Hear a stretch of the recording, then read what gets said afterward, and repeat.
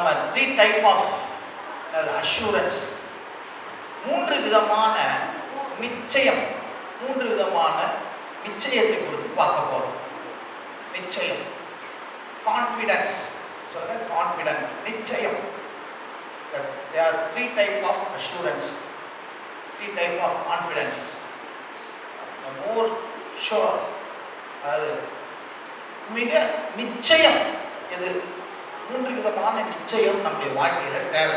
சொல்ல 3 விதமான நிச்சயம், அதாவது கான்ஃபிடன்ஸ், சொல்லுங்க கான்ஃபிடன்ஸ், அதாவது ஒரு உறுதி, அதை குறித்து நமக்கு என்னதுங்க தேவை.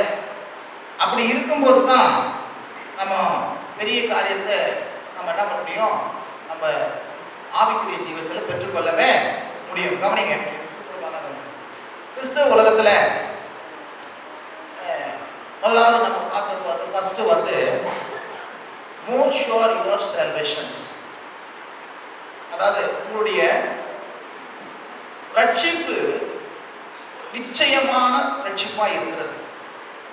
உங்களுடைய ரட்சிப்பு என்னதுங்க நிச்சயமானதா இருக்கிறது. அது நோ சேஞ்ச், அதில் எந்தவித மாற்றம் இருக்க போறது கிடையவே கிடையாது. உங்களுடைய சால்வேஷன், ரட்சிப்பு நிச்சயமானதா என்ன பண்ணுது இருக்குது, அதுல எந்த விதமான மாற்றம் கிடையவே கிடையாது. பாருங்க, சில சபைகள் ரட்சிப்பை குறித்து போதிக்கிறது கிடையாது. சில பாரம்பரிய சபைகளும் சில சபைகள்ல ரட்சிப்பின் உபதேசத்தை என்ன பண்றது போதிக்கிறது கிடையாது. ரட்சிப்பை குறித்து என்ன பண்றதுல நம்புறது இல்லை, ரட்சிக்கப்பட்டேன் என்பதை என்ன பண்றதுல விசுவாசிக்கிறதே கிடையாது. இப்படி இருக்கிறாங்க. கவனிங்க, சில திருச்சபைகளை ரட்சிப்பை குறித்து சொல்றாங்க, ரட்சிப்புல நடத்துறாங்க, எல்லாம் பண்றாங்க. ஆனா ரட்சிப்பின் நிச்சயத்தை உடையவர்களாம் என்ன பண்ணது கிடையவே கிடையாது. ரட்சிக்கப்பட்டேன்னா அப்படி இப்படி பார்ப்பாங்க, என்னைய பார்ப்பாங்க. அவங்களுக்கு வந்து நான் ரட்சிக்கப்பட்டேன்னு சொல்லி ஒரு நிச்சயம் கிடையாது. அது மாத்திரமல்ல, ரட்சிக்கப்பட்டியா மாத்திரமல்ல நீ பரலோகம் போவியா அப்படின்னா அது எனக்கு தெரியாதுங்க, இயேசு வந்தாதான் தெரியும், அது என் கையில இல்லை, அது எப்படி எனக்கே தெரியாது அப்படின்னு சொல்லி அவங்களுக்கு அந்த ரட்சிப்பு நிச்சயம் இல்லாத அப்படின்னால அவங்களுக்குள்ள ஒரு எந்த விதமான ஒரு உறுதித்தன்மையை என்ன பண்ணது இருக்கவே இருக்காது. இது வந்து ரொம்ப பரிதாபத்துக்குரிய வாழ்க்கை. ஒரு ஆவிக்குரியவன், ஒரு கிறிஸ்தவனாக இருக்கிறவன் ரட்சிப்பின் நிச்சயத்தை உடையவனாக இருக்கணும். நான் தேவனுடைய பிள்ளை, இயேசு என்னை ரட்சித்து இருக்கிறாரு, நிச்சயமா அந்த ரட்சிப்பு வந்து நிஜமானது, அது உறுதியானது, எந்த நாளைக்கு என்ன பண்ணது மாறாது, நிச்சயமா இயேசு என்ன பண்ண பரலோகத்துக்கு கொண்டு போவாரு என்ற நிச்சயம் இல்லைன்னா நம்ம கிறிஸ்துவ வாழ்க்கை வாழ்ந்துன்னா இல்லைங்க பிரோஜனமே இல்லை. எத்தனை பேர் கவனிக்கிறீங்களா? இங்க நிச்சயம் இல்லைன்னா என்ன இல்லைங்க பிரோஜனமே இல்லை. நான் கடவுளுடைய பிள்ளை, ஏதோ வராங்க, கடவுளுடைய பிள்ளை தெரியாது.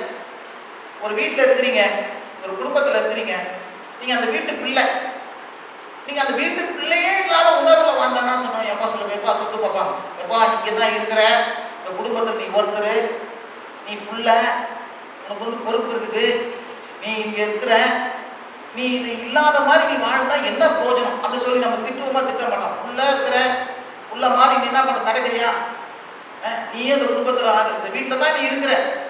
சில பேர் நான் வீட்டில் இருக்கிறேன், ஆனா எனக்கு எதுவும் இல்லை, அது இல்லை, எனக்கு பொறுப்பே இல்லை, நான் என்ன விட்டுருக்கேன் அப்படின்னு சொல்லி என்ன பண்ணுவாங்க. பொறுப்பெற்றவர்களா இருந்தா அப்ப வந்து ஒரு இனத்தை அந்த இடத்துல என்ன பண்ணாது இருக்கவே இருக்காது. எத்தனை பேருக்கு வழங்குங்க?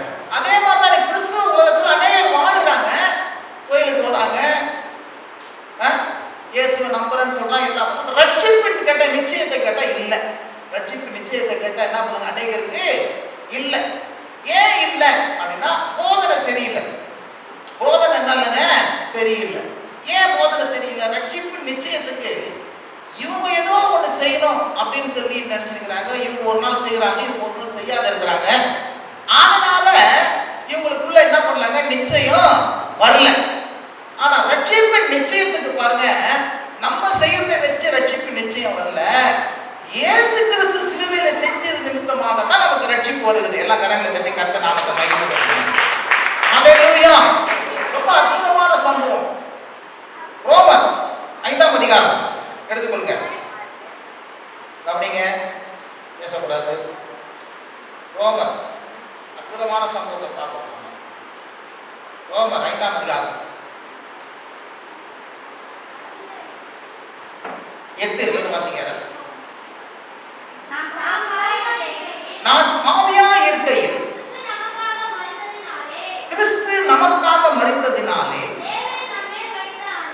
தேவன் நமது மேல் வைத்த அன்பை விளங்க பண்ணுகிறார். இப்படி அவர் ரத்தத்தினாலே நீதிமான்கள் ஆக்கப்பட்டிருக்கிற கோபாக்களுக்கு நீங்களாக அவராலே ரட்சிக்கப்படுவது அதிக நிச்சயமாமே. அப்போ பவுல் அப்போஸ்தலன் பரிசுத்த ஆவியின் மூலமாக ரோம சபைக்கு ஒரு காரியத்தை உறுதிப்படுத்துறார். அன்றைக்கு ரோமர்கள் அவர்கள் புறஜாதி கிறிஸ்தவர்களா இருந்தார்கள். ரோமர்கள் என்னதுங்க? ரோம சபையில் என்னதுங்க? புறஜாதி கிறிஸ்தவர்களா இருந்தார்கள். யூத கிறிஸ்தவர்கள் அல்லாத கிறிஸ்தவர்களா இருந்தார்கள். அப்ப யூத கிறிஸ்தவர்கள் அல்லாத கிறிஸ்தவர்களா இருக்கும்போது அவங்களுக்கு அந்த ரட்சிப்பை குறித்தும் அந்த ரட்சிப்பு நிச்சயத்தை குறித்தும் அவர் என்ன பண்றாரு? கொண்டு வருகிறார். கவனிங்க. அப்படி கொண்டு வரும்போது அவர் சொல்றாரு, நான் பாவியா இருக்கும் போதே கிறிஸ்து நமக்காக மரித்ததினாலே நமது அன்பை தேவன் என்ன பண்ணாரு? விளங்க பண்ணினார். இப்போ இயேசு என்னை எந்த நிலையில ஏற்றுக்கொண்டார்? நான் நீதிமானா இருந்த போது என்னை ஏற்றுக்கொண்டாரா? நான் நல்லவனா இருந்த போது ஏற்றுக்கொண்டாரா? என்னை உத்தமனா இருந்த போது என்னை ஏற்றுக்கொண்டாரா? இல்ல. நான் அவர் அறியாது இருந்தேன், நான் பாவியா இருந்தேன், நான் துரோகியா இருந்தேன், அவரை தேடாம இருந்தேன். அப்படி தேடாம அவர் அறியாம பாவியா இருந்த காலத்துல என்னுடைய பாவங்களை போக்கும்படியாக என்னுடைய அக்கிரமத்தை நீக்கும்படியாக அவர் எனக்காக என்ன பண்ணாரு? தமது அன்பை வெளிப்படுத்தும்படி இந்த பூமிக்கு சிலுவையில மரித்து தமது அன்பை வெளிப்படுத்தி இருப்பார் என்றால், இப்போது நான் அவரை ஏற்றுக்கொண்ட பிறகு என்னுடைய ரட்சிப்பு எந்த அளவுக்கு நிச்சயமா இருக்கும் என்பதை நீங்க பார்க்கணும். அந்த ஒரு ஆமென் சொல்லுங்க.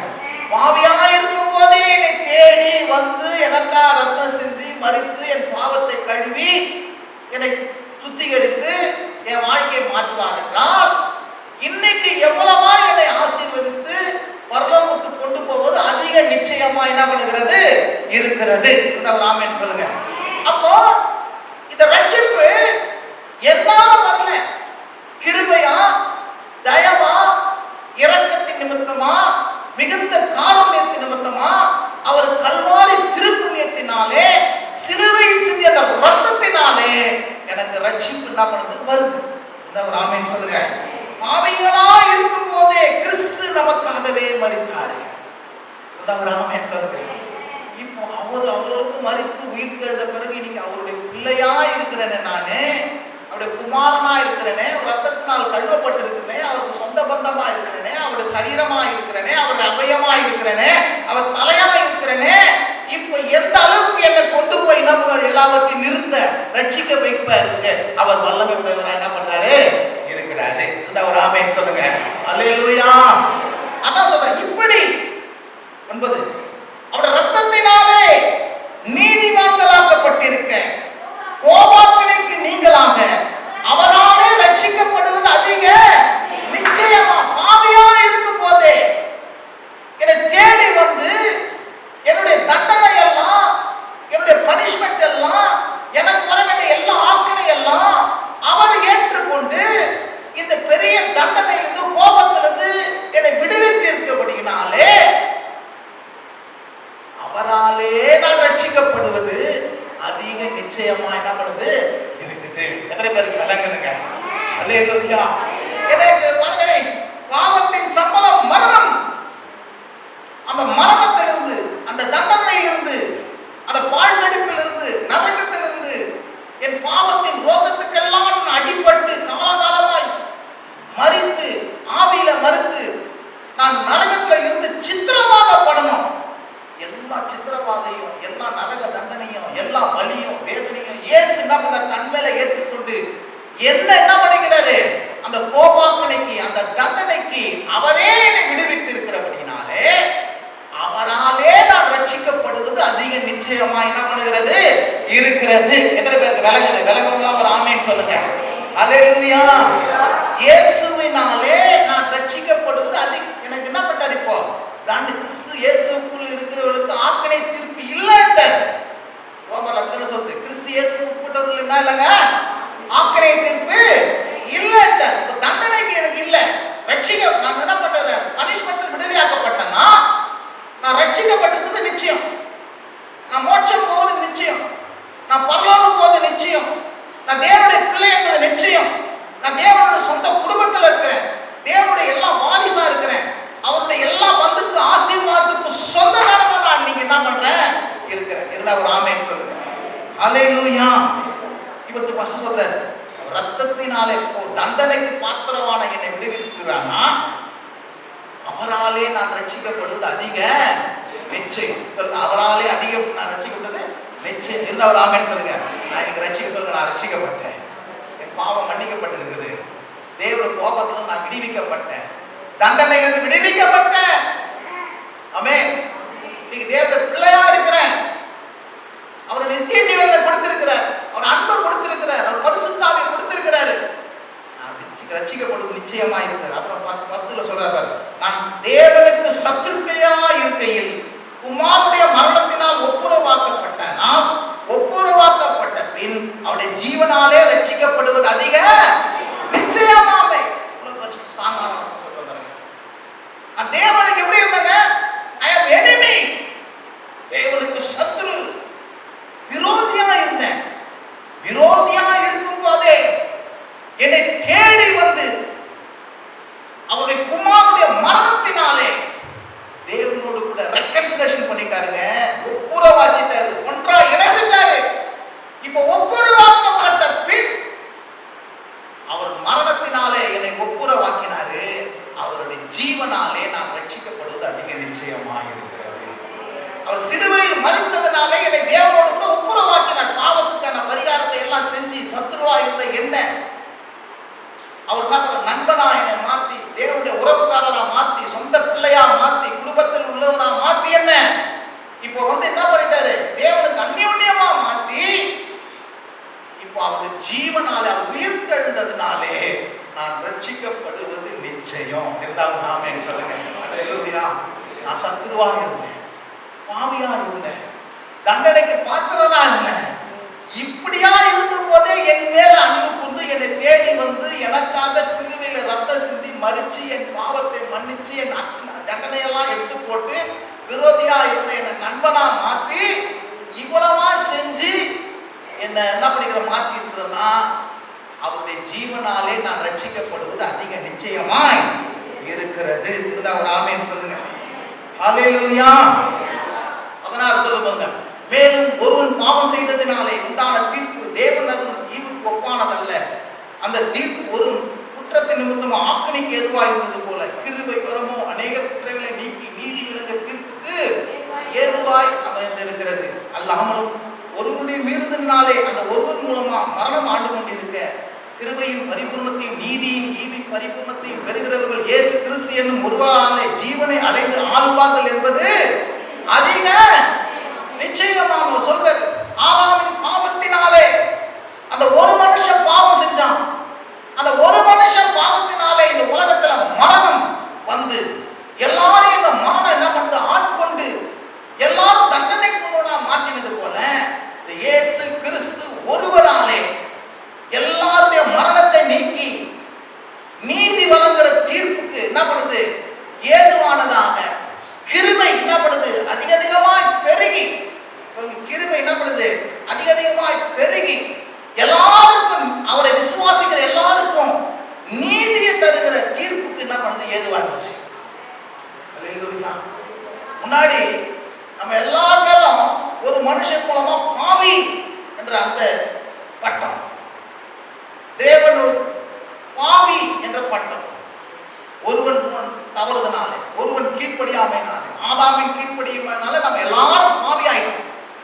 இப்ப இயேசு கீழ்ப்படித்தார், இயேசுடைய நீதியினாலே எல்லாரும் என்ன பண்றாரு நீதி விளங்க தீர்ப்பு உண்டாயிடுச்சு. இந்த ஒரு ஆமென் சொல்லுங்க. நான் நீதி செய்யலங்க, நான் நீதியை சம்பாதிக்கல, நீதியை சம்பாதித்தவரை நான் ஏற்றுக்கொண்டேன். இந்த ஒரு ஆமென் சொல்லுங்க. இந்த இயேசு கிறிஸ்து என்ன பண்ணாரு, ஆதாம் பாவத்தை சம்பாதிச்சு கொடுத்தான், நம்ம கணக்குல பாவத்தை வச்சுட்டு போனான். இயேசு என்ன பண்ணாரு, பாவ கணக்கை அழுத்து போட்டு நீதியை சம்பாதிச்சு அந்த நீதியை நம்ம கணக்குல வர வச்சுட்டு போய்க்கிறோம். எல்லா கணக்குல தட்டுவோம். அல்லேலூயா. இப்போ நமக்கு என்ன தீர்ப்பு உண்டாகுது? எல்லாம் இந்த இயேசு விசுவாசிக்கிறவர்களுக்கு நீதி வழங்கக்கூடிய தீர்ப்பு உண்டாகி இருக்கிறது. அது எதனால தீர்ப்பு உண்டாகி இருக்கிறதுங்க? கிருபையா இயேசு கிறிஸ்துவின் அந்த கிருபை வரும்.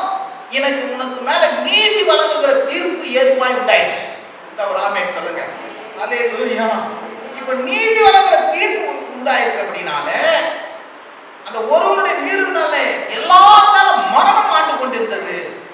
மரணம் நம்மை ஆண்டு கொண்டுச்சான், ஆக்கிரமிச்சிருந்துச்சான், மரணம் கட்டி போட்டு வச்சிருந்துதான். அந்த மரணத்தின் சங்கிலிகள், பாதாளத்தின் சங்கிலிகள், பிசாசின் சங்கிலிகள், மரண சக்திகள் என்ன பண்ணுது? நம்முடைய சங்கிலிகள் எல்லாம் இயேசு என்ன பண்ணாரு? உடைச்சி என்ன பண்றாரு? ஜீவனை அளிக்கிற தீர்ப்பு உண்டாயிடுச்சு. இருந்தா ஆமென் சொல்லுங்க. ஜட்ஜ்மென்ட் உண்டாயிடுச்சு. இருந்தா ஆமென் சொல்லுங்க. நமக்கு ஜட்ஜ்மென்ட் உண்டாயிடுச்சுன்னா அந்த நீதியை தரக்கூடிய, ஜீவனை அடைந்து ஆள வேண்டும் என்ற ஒரு நீதி ஜட்ஜ்மென்ட் உண்டாயிடுச்சு. இந்த நீதி விளங்குற தீர்ப்பு, ஜீவனை தந்திருக்கிற தீர்ப்பு நிமித்தமாக, கிருபை வர நிமித்தமாக, இயேசு கிறிஸ்து நிமித்தமாக நாம் ஜீவனை அடைந்து ஆளுவோம் என்பது அதிக நிச்சயமா இருக்கிறது. இருந்தா ஆமென் சொல்லுங்க. நரகத்துல போய் கஷ்டப்பட மாட்டோம், பாதாளத்துல போய் கஷ்டப்பட மாட்டோம், எங்கேயும் கஷ்டப்பட மாட்டோம். இம்மையிலும் சரி மறுமையிலும் சரி நாம் ஜீவனை அடைந்து ஆளுவோம். மரணமும், மரணத்தின் சக்தியும், பாதாளத்தின் சக்தியும் நம்மள ஒண்ணு செய்ய முடியாது. கரங்களை தட்டி கர்த்தர் நாமத்தை மகிமைப்படுத்துங்க. இதெல்லாம் என்ன எதனால வருதுங்க? இதுல ஏதாவது என்னுடைய புண்ணியங்கதா? இதுல என்ன ஏதாவது நான் செஞ்ச கிரியைக்குதா? இல்ல. அவர் கிருபை, அவர் தயவு, அவர் இரக்கம், அவர் காருண்யம், அவரை நான் விசுவாசிச்ச ஒரே காரணம் இதெல்லாம் சிலுவையில செஞ்சாரு. என்னை தேடி வந்து எனக்காய் சிலுவையில மரிச்சாரு. அவரை விசுவாசிச்சேன், அவரை ஏற்றுக்கொண்டேன், அவ்வளவுதான். அதை செஞ்சது நிமித்தமா எல்லாமே எனக்கு வந்துச்சு. அவர் செஞ்சதெல்லாம். இருந்தா ஒரு ஆமென் சொல்லுங்க. அல்லேலூயா. இருந்தா ஒரு ஆமென் சொல்லுங்க. அப்போ சிலுவையை பார்க்க கல்வாரியை பார்க்க நிச்சயம் பெருகும். சில பேருக்கு நிச்சயம் இல்லாத இருக்கிறாங்க. பரலோகத்துக்கு நிச்சயம் இல்லை, ரட்சிக்கப்பட்ட நிச்சயம் இல்லை, பாவம் சொல்ல தேவனுடைய பிள்ளைன்ற நிச்சயம் இல்லை, நீதி வாங்கிட்டா இல்ல நிச்சயம் இல்லை. ஏன் நிச்சயம் இல்லை? அவங்க எல்லாம் என்ன பண்றாங்க? அவங்க கிரியை பார்க்கறாங்க, அவங்களுடைய செயலை பார்க்கறாங்க. நான் சொல்ல உங்க கிரியை உங்க செயலெல்லாம் ஃபர்ஸ்ட் பார்க்க கூடாது. முதல்ல வந்து இயேசு கிறிஸ்து செஞ்ச கல்வாரியில் நடந்த அந்த கிரியைகளையும் செயலும் பார்க்கும் போது தான் என் செயல் மாறும். அந்த செயலை பார்க்காத வரைக்கும் உன் செயல் என்ன பண்ணாது? மாறவே மாறாது. கரங்களை தட்டி கர்த்தர் நாமத்தை அல்லேலூயா. அப்ப பாருங்க, இங்க திருச்சபையில இயேசுவின் ஜீவவார்த்தை திருச்சபையில இந்த காரியத்தை நம்ம போதிக்கிறோம். ஏன் போதிக்கிறோம்? எதற்காக போதிக்கிறோம்? இந்த நீதி விளங்குற தீர்ப்பு ரொம்ப ரொம்ப முக்கியம். மரணம் ஒண்ணு ஆள் இல்லை, பிசாசு ஒண்ணு ஆள் இல்லை, பாவம் ஒண்ணு ஆள் இல்லை, தண்டனை ஒண்ணு ஆள் இல்லை, ஆதாமின் சக்தி ஒண்ணு ஆள் இல்லை. இயேசு கிறிஸ்து உனக்குள்ள அங்க ஆண்டு கொண்டிருக்கிறார். அவருடைய ஜீவன், அவருடைய நீதி, அவருடைய கிருபை, அவருடைய சிலுவையின் திரு புண்ணியம் உன்னை ஆண்டு கொண்டிருக்கிறபடினால இப்பொழுது நீ ரட்சிக்கப்பட்டிருக்கிற இந்த ரட்சிப்பு இப்போதே உனக்கு வேலை செய்ய ஆரம்பிச்சிருச்சு. எங்க போனாலும் தயவு பிறக்க போகுது, எங்க போனாலும் இரக்கம் பிறக்க போகுது, எங்க போனாலும் உருக்கம் வரப்போகுது, நன்மை வரப்போகுது. என்று அவர் ஆமென் சொல்லுங்க. கல்வாரி திருப்புண்ணியம் என்று அவர் ஆமென் சொல்லுங்களப்பா. இதை வந்து நான் சம்பாதிக்கலப்பா, சம்பாதிச்சவரை நான் பிடிச்சிக்கினேன். வாழ்க்கை சம்பாதிச்சவரை நான் ஏற்றுக்கொண்டேன், சம்பாதிச்சவருக்கு நான் பிள்ளையா மாறிட்டேன். ஆதாம் முன்னாடி தகப்பன் வந்து பொல்லாத தகப்பன், இப்ப இருக்கிற தகப்பன் நல்ல தகப்பன். அந்த தகப்பனுக்கு மறிச்சு இந்த தகப்பனுக்கு நான் மறுபடியும் பிறந்திருக்கிறேன். அல்லேலூயா, அல்லேலூயா. அப்ப நீ வந்து நிச்சயம் உள்ளவனா இருக்கிறான். நான் ரட்சிக்கப்பட்டேன், நான் நிச்சயம் ரட்சிக்கப்பட்டேன், நான் இயேசுவின் பிள்ளை, நான் நீதிமான், நான் பாவத்துக்கு அடிமை இல்லை, நான் துரோகத்துக்கு அடிமை இல்லை, சாஸ்க்கு அடிமை இல்லை, நான் பரலோகம் போறது அதிக அதிக நிச்சயமாய் இருக்குது. எத்தனை பேர் விசுவாசிக்கிறீங்க? அல்லேலூயா. இன்னொரு வசனம் பாருங்க, 8:30. இவா ஷந்தா லபுத்தரகா. Thank you Jesus. எவர்களை முன்குறித்தாரோ அவர்களை அழைத்திருக்கிறார்,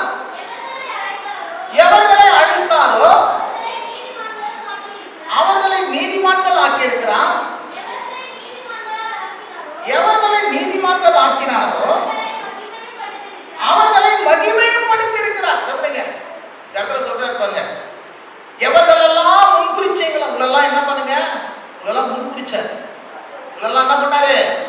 முன்குறிச்சிட்டார். ஏற்ற காலங்களில கிறிஸ்துவுக்குள்ள நீங்க முன்குறிக்கப்பட்டீங்க. உலகங்கள் கொண்டு தோன்றதுக்கு முன்பு, ஆதாமெல்லாம் உருவாவதற்கு முன்பு, உலகங்கள்லாம் உண்டாவதற்கு முன்ன நீங்க முன்குறிக்கப்பட்டீங்க. அல்லேலூயா. ஏற்ற காலங்களிலே கிறிஸ்துவின் மூலமாக நீங்க பிறந்தவன கர்த்தர் உங்களை அழைச்சிருக்கிறாரு. ஒரு ஆமென். உங்களை அழைச்சிருக்கிறாரு, உங்களை தெரிந்து கொண்டிருக்கிறாரு. ஒரு ஆமென் சொல்லுங்க. முன்குறித்து உங்களை தெரிந்து கொண்டு உங்களை அழைத்திருக்கிறாரு. உங்களை நீதிமான்களாய் மாற்றி இருக்கிறாரு. உங்களை என்ன பண்ணிக்கிறாருங்க? நீதிமான்களா மாற்றி இருக்கிறாரு. எத்தனை பேர் விசுவாசிக்கிறீங்க? அல்லேலூயா. நீதிமான் பார்த்தீங்கன்னா இப்போ, ஆனா கடைசியா ஒரு வார்த்தை சொல்றாரு, உங்களை மகிமைப்படுத்தியும் இருக்கிறாரு. அப்ப மகிமை எப்போங்க? இப்பயும் மகிமைப்படுத்துவாரு, பிற்காலத்திலே உங்களை மகிமைப்படுத்துவாரு, மோட்ச லோகத்திலே உங்களை மகிமைப்படுத்துவார். அப்படின்னா ரட்சிப்பு நிச்சயம் இல்லாம உங்களை என்ன பண்ண முடியாது? மகிமைப்படுத்தவே முடியாது. இருந்தா ஒரு ஆமென் சொல்லுங்க. ரட்சிப்பு நிச்சயம் இல்லாம உங்களை மகிமைப்படுத்த முடியாது, நீதிமானாக்க முடியாது, ஒன்னும் செய்ய முடியாது. அதுதான் பவுல் சொல்றாரு, உங்களை தெரிந்து கொண்டாருப்பா, உங்களை அழைச்சாருப்பா, உங்களை முன்குறிச்சாருப்பா, உங்களை நீதிமானாக்காருப்பா, உங்களை மகிமைப்படுத்தியே இருக்கிறார். உங்களை வெட்கத்துக்கென்று, அவமானத்துக்கென்று, நிந்தைக்கென்று, கீழா இருப்பதற்கென்று, வாழா இருப்பதற்கென்று உங்களை அழைக்கல, உங்களை மகிமைப்படுத்துவதற்கென்று அழைத்திருக்கிறார். உங்களை பெருமைப்படுத்துவதற்கென்று அழைத்திருக்கிறார். உங்களை மேலாக்குவதற்கென்று அழைத்திருக்கிறார். பரலோகத்துக்கென்று அழைத்திருக்கிறார். அவருடைய கூட ஆளுகை செய்யும்படியா அழைத்திருக்கிறார். அவருடைய பிள்ளையா என்றென்றும் அவரோடு கூட இருக்கும்படியாக அவனை அழைச்சிருக்கிறாரு. அல்லேலூயா. அதான் சொல்றேன், உங்களுடைய உறவும் உங்களுடைய என்ன சொல்றது, நீங்க இருக்க வேண்டிய இடமே வேற. நம்ம தான் நினைச்சுக்கிறோம் கீழான இடத்தை தேர்வு பண்றோம். ஆண்டவர் நமக்கு மேலான இடத்தை வச்சிருக்கிறார். இதுதான் ஒரு ஆமென் சொல்றேன். நமக்கு பெரிய சொந்தம் இருக்குது, நமக்கு ஒரு பெரிய பந்தம் இருக்குது, நம்மளுக்கு பெரிய இடத்துக்கு அழைச்சிக்கிறார், பெரிய காரியத்துக்கு அழைச்சிக்கிறார், பெரிய நோக்கத்துக்கு தெரிஞ்சு கொண்டிருக்கிறாரு. நம்ம வாழ்க்கையில பார்க்க சொந்த லோவர் திங்கிங் அதிகமாக இருக்கு. நான் யார்? நான் ஒரு முன்னுக்கு உட்படாதவன், நான் ஒரு பாவி, நான் ஒரு குப்பை, நான் ஒரு என்னது தாக்கில்லாதவன், நான் சரியில்லாதவன் சொல்லி சொல்லி சொல்லி என் குடும்பம் ஏழை, நான் இந்த இதில் பிறந்தேன், நான் அங்கே பிறந்தேன், அதனால எல்லாம் அப்படியே போயிருக்கு. கொஞ்சம் கூட மேலான வாழ்க்கையை சிந்திக்கிறதுக்கு இல்லை, உயர்வான வாழ்க்கையை சிந்திக்கிறதுக்கு இல்லை, ஆசீர்வாதமான வாழ்க்கையை சிந்திக்கிறது கிடையாது. கர்த்தர் என்னை பெருசாக வச்சிருக்கிறாரு, கர்த்தர் என்னை மகிமைப்படுத்திருக்கிறாரு, கர்த்தருக்கு ஏற்ற மாதிரி நான் டிகினிட்டியாக நடக்கணும், கர்த்தருக்கு ஏற்ற மாதிரி நான் உயர்ந்த இடத்துல வாழணும் அப்படிலாம் கிடையாது. என்னமோ எங்கள் அப்பா சரி, அம்மா சரி, நான் நம்பியே இருக்கிறேன். நான் என்ன பண்றேன்? கேட்பேன், அப்பா சரி, அம்மா சரி, நீ நல்லா இருந்தா ஒரு ஆமென் சொல்றேன். அல்லேலூயா. இல்லைங்க எங்க அப்பா சொல்லிக்கிறாங்க, நான் அப்படிதான் போயிடுவியா? இல்ல, இருந்தா ஒரு ஆமென் சொல்லுங்க. நீ அப்படி இருக்கக்கூடாது, இருந்த ஒரு ஆமென் சொல்லுங்க. நீ ரட்சிக்கப்பட்ட, நீ மேலானதுக்கு ஆண்டவர் அழைச்சிக்கிறார், மகிமைப்படுத்துவதற்கு, தெரிந்து கொள்வதற்கு புதிதாகி இருக்கிறாரு, சுத்தப்படுத்தி இருக்கிறாரு, கழுவி இருக்கிறாரு. எத்தனை பேருக்கு விளங்குறவங்களா ஒரு ஆமென் சொல்லுங்க. அல்லேலூயா சொல்லுங்க. அல்லேலூயா. அதனால நீ என்ன பிறந்த, நீ என்ன வேலை செய்யற, யாருக்கு பிறந்த, இதெல்லாம் நன்னா பிசினஸ். இந்த பூமிக்குரியதை பார்க்காத. தேவனோட மேலான செலவு வச்சிருக்கிறார். ஒரு ஆமென் சொல்லுங்க. என் வாழ்க்கை நான் எப்போ இயேசு கிறிஸ்துவை ஏற்றுக்கொண்டனோ, இயேசு கிறிஸ்துவுக்கு பங்கம் வராதபடி என் வாழ்க்கையை நான் மாற்றிக்கொண்டேன். நான் எதை செய்யணும், எதை செய்யக்கூடாதுன்னு சொல்லி பிளான் வச்சேன். ஏன்னா எங்கள் அப்பா பேர் கெட்டு போயிடும். யார் பேர் கெட்டு போயிடும்? எங்கள் அப்பா பேர் கெட்டு போடக்கூடாதுன்னு சொல்லிட்டு பிள்ளைங்க, சில பிள்ளைங்க நல்லா ஜாக்கிரதையாக இருப்பாங்க. அப்பா அப்பா எனக்கு ஒரு புகழ் தேடி தேவை, அவமானமாக படுத்தாத இருவாங்க சில பேர். ஏதோ அவங்க கொஞ்சம் பேர் சம்பாதிச்சுக்கிறாங்க, பேர் இல்லாத அதை பற்றின கேர் பண்ண மாட்டாங்க. எப்போ நானும் ஒரு தரத்துல, நீ ஒரு தரத்துல, என்ன மாதிரி நீ இருந்து அப்படின்னு சொல்லி என்ன பண்ணுவாங்க? ஆனா நம்ம அப்படி இருக்கக்கூடாது. இருந்தா ஒரு ஆமென் சொல்லுங்க. எங்க அப்பா பேரு பெரிய பேரு, ஆமென், வானத்தை பூமி உண்டாக்கினவர், அவரு பேருக்கு பங்கம் வரக்கூடாது. அல்லேலூயா. சபைக்கு பங்கம் வரக்கூடாது. சபைக்கும் ஒரு டிகினிட்டி இருக்குது, கர்த்தருக்கும் ஒரு டிகினிட்டி இருக்குது, கர்த்தர் கிருபையினால பாஸ்டருக்கும் ஒரு டிகினிட்டி இருக்குது. இருந்தா ஒரு ஆமென் சொல்லுங்க. அதுக்கு கீழா நீங்க என்ன பண்ணக்கூடாது? நடக்கவே கூடாது. அப்படி நடப்பீங்கன்னா நீங்க உங்களை பத்தி சரியான திங்க் பண்ணலன்னு அர்த்தம். ஒரு திங்கிங்கை கொஞ்சம் மாத்துங்க. கர்த்தர் உங்களை பெரிய இடத்துக்கு அழைச்சிக்கிறார், பெரிய காரியத்துக்கு வச்சுக்கிறார், உங்களை கொண்டு பெரிய காரியத்தை செய்ய போறாரு. அதுக்கு தான் உங்களை தெரிஞ்சு கொண்டிருக்கிறார். அதுக்காக ஒரு ரட்சிப்பு நிச்சயம். நீங்க இன்னைக்கு இப்படி இருக்கிறீங்க, நான் சொல்ற மாதிரி என்னைக்கு இப்படி இருக்க மாட்டீங்க. இன்னும் மேலான இடத்துக்கு போக போறீங்க. கர்த்தர் உங்களை மகிமைப்படுத்த போறாரு, கர்த்தர் உங்களை பெருமைப்படுத்த போறாரு, உங்களை ஆசீர்வதிக்க போறாரு. ஆகவே என்ன பண்ணக்கூடாது, இந்த கர்த்தருக்கு பங்கு வைக்காததுக்கு நீங்க என்ன பண்ண நடக்கணும். எத்தனை பேருக்கு விளையாடுங்க? கல்வாரி திருப்புண்ணியத்தையும் சிலுவையில் செஞ்ச அந்த ரத்தத்தையும் கொடுத்து உன்னை வாங்கி உன்னை என்ன பண்ணிக்கிறாரு, ஒரு மேல வச்சிருக்கிறாரு பாருங்க. ஒரு ரட்சிப்பு நிச்சயம் எப்படி தெரியுமா? கர்த்தர் என்ன பண்ணிக்கிறாரு, ஒரு பொருளை, ஒரு பெரிய பணக்காரன் ஒரு டைமண்டை பார்த்தாங்க.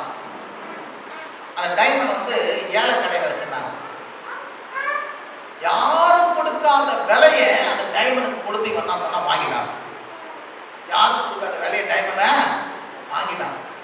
வாங்கி இனி யாருக்கும் இது விற்பது அல்ல என்று சொல்லி என்ன பண்ணானா, தன் மாளிகையில் எடுத்துட்டு போய் என்ன பண்ணானா வச்சுட்டாங்க. அப்படிதான் நம்ம இருந்தோம். ஏழை கடையில் இருக்க விற்கிற மாதிரி தான் நம்ம இருந்தோம். ஆனா அந்த ராஜா என்ன பண்ணாரு, மேல இருந்து கீழே இறங்கி வந்து நமது ரத்தத்தையே செலுத்தி உன்னை என்னை என்ன பண்ணாரு வாங்கி, இனி ஒருவருக்கு விலை போக முடியாது, அவருக்கு சொந்த பந்தமா உன்னை என்னை என்ன பண்ணிக்கிறார் வச்சிருக்கிறார். கரங்களை கட்டி கட்டலாம். தேவனுடைய மாளிகையிலே தேவனுக்கு சொந்த பந்தமான விதத்துல தேவனுடைய ரத்தத்தினால மீட்கப்பட்ட அந்த மிகப்பெரிய ரட்சிப்பை பெற்றவனா நீ இருக்கிற. அதனால மேலானவை நாடுங்கள். பகல் சொல்லுங்க, மேலானவை நாடு. ஒரு ஆமென் சொல்லுங்க. அல்லேலூயா. பிள்ளைங்களா சொல்லுவேன், வந்து போறோம்னா நீங்க கண்டுக்க மாட்டேன். அவங்களுக்கும் சொல்றேன், இது ஊழியர் சொல்லி பிள்ளைங்க எப்பா ஏசப்பா பிள்ளைங்க ஊழியத்தில் வந்து இருக்கிறேன், முன்னாடி வரேன், ஒரு டிகினிட்டி உனக்கு அழைப்பு, அந்த விருது பங்கம் வராத நீ என்ன பண்ணு நட. இருந்தா ஒரு ஆமென் சொல்லுங்க, இருந்தா ஒரு ஆமென் சொல்லுங்க. அல்லேலூயா. எல்லா இடத்துல போய் நின்றுவீங்களா? நீங்க நிற்க மாட்டீங்க. நமக்கு தகுதி இல்லை நீங்க. அதே மாதிரி தாங்க ரத்தத்தினால கழுவிட்டாரு. பாவத்துக்கும் பிசாசுக்கும் அசிங்கமான காரியத்துக்கும் உனக்கு எனக்கு தகுதி இல்லாத இடத்துக்கு மேலான இடத்துல உன்னை என்னை என்ன பண்ணிக்கிறாரு வச்சிருக்கிறார். எத்தனை பேருக்கு விளங்குதுங்க? அது கிருபையா நடந்திருக்குது. அதை காத்துக்கொள்ளுங்க. நீ ஒன்னே செய்தாரு. அவர் கொடுத்த மதிப்பு, அவர் கொடுத்த கணம், அவர் கொடுத்த ஆசீர்வாதம், அவர் கொடுத்த எல்லாத்தையும் காத்துக்கொள்ளுதான் வேலை. நீ சம்பாதிக்கிறது இல்லை, முதல்ல அதை காத்துக்கொண்டாலே போதும். ஒரு ஆமென் சொல்லுங்க. அப்ப முதல்ல வந்து உனக்கு ரட்சிக்கப்பட்டது நிச்சயம் இருக்கணும். உனக்கு ரட்சிக்கப்பட்டது நிச்சயம் இருக்கணும். எந்த நிச்சயம்? அது சிலுவையை பார்த்தா தான் நிச்சயம் வரும். நான் முன்னாடி வாழ்க்கை எப்படி இருந்தேன், இப்படி இருக்க சொல்லவே என்னை தேடி வந்து என்னை தெரிஞ்சு கொண்டாரு. இப்ப என்னை கைவிடுவேனா? கைவிடவே மாட்டேன். நான் இன்னும் நாளுக்கு நாள் நான் இதை போல விருத்தி அடைந்தான் போவேன், நாளுக்கு நாள் உயர்ந்து கொண்டு தான் போவேன், நாளுக்கு நாள் மேலா தான் போவேன், கீழா என்ன பண்ண மாட்டேன், போகவே மாட்டேன். சரி, அடுத்தது இன்னொரு நிச்சயம். 3 பார்க்க முடியாது, 2 பார்த்தது. பாவ மன்னிப்பின் நிச்சயம். சொல்லுங்க, பாவ மன்னிப்பின் நிச்சயம். எபேசியர் 1ஆம் அதிகாரம் 7 ஒருத்தர் வாசிங்க. கொலோசியர் 1ஆம் அதிகாரம் 14 ஒருத்தருக்கு வாசிங்க. வாசிங்க சீக்கிரம். அவருடைய கிருபையின் ஐஸ்வரியத்தின்படி அவருடைய ரத்தத்தினாலே பாவ மன்னிப்பாகிய மீட்பு இவருக்குள் நமக்கு உண்டாயிருக்கிறது. பாருங்க, இப்ப வந்து உனக்கு வந்து ஒரு நிச்சயம் வேணும். என்ன நிச்சயம்? என் பாவத்தை ஆண்டவர் மன்னிச்சிட்டார். சொல்லுங்க, என் பாவத்தை ஆண்டவரே பாவம் எவ்வளோ நம்ம கோயிலுக்கு வருவோம், பாவம் மன்னிச்சாச்சான்னு முடியும். பாவம் மன்னிச்சுதான் நிச்சயம் இல்லைன்னா நீ குற்றவாளியா தான் இருக்கிற, இல்ல தண்டனைக்கு பாத்திரவனா தான் இருக்கிற, பிள்ளையா ஆக முடியாது. ஆனா வேதம் சொல்லுது, அவருடைய கிருபையின் ஐஸ்வரியத்தின்படி இவருடைய ரத்தத்தினாலே பாவ மன்னிப்பாகிய மீட்பு என்ன பண்ணுது? உண்டாக போதில்லை, உண்டாகி இருக்கிறது. எத்தனை பேருக்கு விளக்குது நான் சொல்லுது? இப்ப உனக்கு பாவ மன்னிப்பு உண்டாகி இருக்கிறது. எப்ப இயேசு கிறிஸ்துட்ட வந்தியோ அப்பவே நீ பாவி இல்லை,